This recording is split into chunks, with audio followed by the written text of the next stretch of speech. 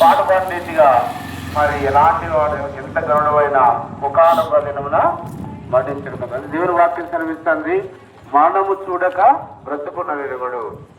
దేవుని వాక్యం సెలవిస్తుంది, మరి ఏ విధము చేతను కుళ్ళు చూడక నిత్యము బ్రతుకున్నట్లు దేవుని సన్నిధిలో ప్రాచితం చేయగల నరుడెవడు. వారి ప్రాణ విమోచన ధనము బహు గొప్పది, అది తీరక ఎట్లుండవలసినది, అట్లుండవలసిన దేవుని వాక్యం సెలవిస్తుంది.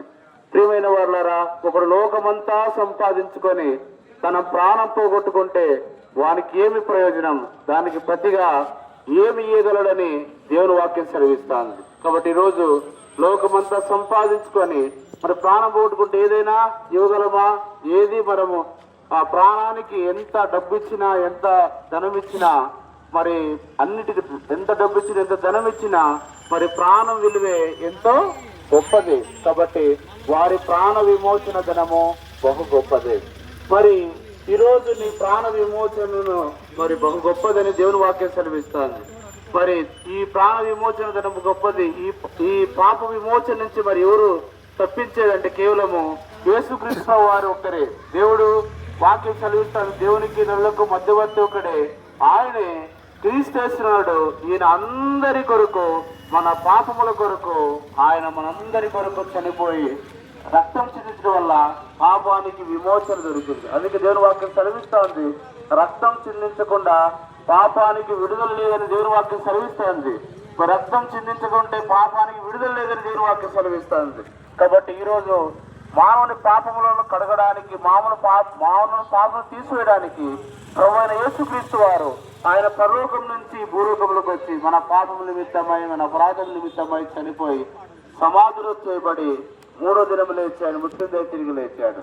కాబట్టి యేసే నిజమైన దేవుడు, యేసే లోకరక్షకుడు, యేసే ప్రాణం పెట్టిన గొప్ప దేవుడు. కాబట్టి ఈరోజు నీ పాపాలు నా పాపాలు క్షమించబడాలంటే యేసుక్రీస్తు ప్రభు వారిని పాపిని, నా పాపాలు క్షమించు, నీ రక్తంలో నా పాపము కడుగు, నన్ను పవిత్రపరచు అని ఎవరైతే తన నోటితో తన పాపాలు ఒప్పుకొని రక్షక నా హృదయంలోకి రా తండ్రి, నీవు నా పాపాల నిమిత్తము మరణించి సమాధిలో చేయబడి మూడో దినం లేచావని ఎందరైతే ఆయన అంగీకరిస్తారో, నమ్ముతారో వారికి దేవుడు ఇస్తాడంట, రక్షణ ఇస్తాడు. అందుకే దేవుడు వాక్యం సెలవిస్తుంది, మన పాపములు మనం ఒప్పుకోనేలా ఆయన నమ్మదగిన వాడు, నీతిమంతుడు గనక మన పాపములు క్షమించి సమస్త దుర్నీతి నుండి కడిగి పవిత్రపరుస్తాడు.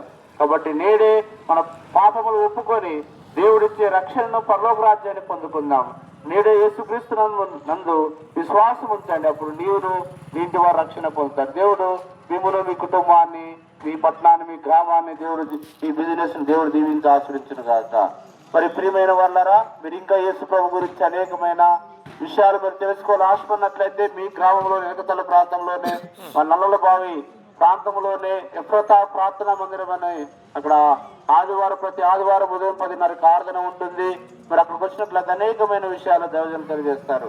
అదే రీతిగా ఈరోజు సాయంత్రం కూడా మరి యవనస్తులకు యూత్ మీటింగ్, యవనస్తులు ఏ విధంగా పెద్దల మాట వినాలి, తల్లిదండ్రుల మాట వినాలి, టీచర్స్ మాట వినాలి, ఎలాగ దాతపు, ఎలాగ మంచి మార్గం నడవాలి, సన్మార్గం విషయాలన్నీ అనేకమైన లోతైన మర్మాల విషయాలు ఈరోజు సాయంత్రము మరి 5:30కు మీరు ఎఫ్రతా ప్రార్థనా మందిరం దగ్గరికి మీ యవన పిల్లలు మరి మందిరం దగ్గర పంపించినట్లయితే అనేక విషయాలు తెలియజేసి వాళ్ళను సన్మార్గంలో నడిపిస్తారు. మరి రండి, వినండి, ఆత్మరక్షణ పొందండి. దేవుడు మిమ్మల్ని దీవించును గాక.